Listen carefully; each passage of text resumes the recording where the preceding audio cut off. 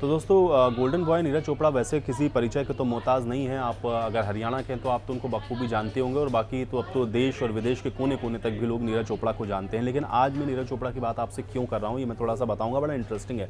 देखिए, रूट के साथ अपने या अपनी जड़ों के साथ किस तरीके से जुड़े हुए जो कुछ खिलाड़ी हैं, उनके बारे में मुझे लगता है कि आपको ज़रूर जानना चाहिए। और ख़ासतौर से हरियाणा का ये खिलाड़ी, ये अपने कल्चर के साथ किस तरीके से जुड़ा हुआ है। बहुत सारे इनके इंटरव्यूज़ अगर आपने देखे होंगे, सुने होंगे, या जब भी आप देखते हैं कि वो मुखातिब होते हैं, या जब आप उनसे बातचीत आपने उनकी सुनी होगी किसी भी प्लेटफॉर्म पर, तो वो हमेशा हरियाणा को लेकर के जो अपनी बात है वो बड़े देसी अंदाज में रखते हैं। यानी कि वो जिस तरह के हैं वो एज इट इज़ आपको दिखते हैं। और इसीलिए अभी हरियाणवी जो बोली है उसको प्रमोट करने के लिए कार्यक्रम में नीरज चोपड़ा गए हुए थे, और वहाँ पर उन्होंने ओलंपिक को लेकर के भी कुछ अहम बातें कही हैं जो मैं आपको बता रहा हूँ। देखिए, ओलंपिक को लेकर के सबकी जो निगाहें हैं वो नीरज चोपड़ा के ऊपर लगी हुई हैं, क्योंकि उनसे बहुत ज़्यादा उम्मीद है कि ओलंपिक के अंदर कम से कम नीरज चोपड़ा के नाम से तो आप एक ये मान के चलिए कि एक गोल्ड मेडल भारत का जो है वो पक्का नज़र आ रहा है। और इसीलिए सब ये जानना चाहते हैं कि जो ओलंपिक है उसकी तैयारी अभी कहाँ तक पहुँची है।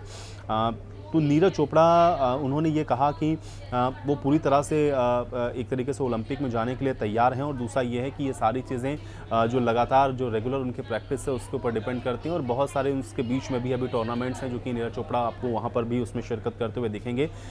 लेकिन उन्होंने ये भी कहा कि कॉन्फिडेंस जो खिलाड़ी है उसके अंदर ज़रूर होना चाहिए, और साथ ही साथ जो प्रमोट या जो आप एक तरीके से कह सकते हैं जो सपोर्ट गवर्नमेंट के रहते हैं या गवर्नमेंट सेक्टर या फिर आर्थिक तौर पे जो सपोर्ट एक खिलाड़ी को मिलता है उससे भी खिलाड़ी का जो मोराल है वो कहीं ना कहीं बढ़ता है। और ये सारी चीज़ें इक्वली उन्होंने कहा कि इफ़ेक्ट करती हैं जब खिलाड़ी खेल रहा होता है मैदान में जा करके।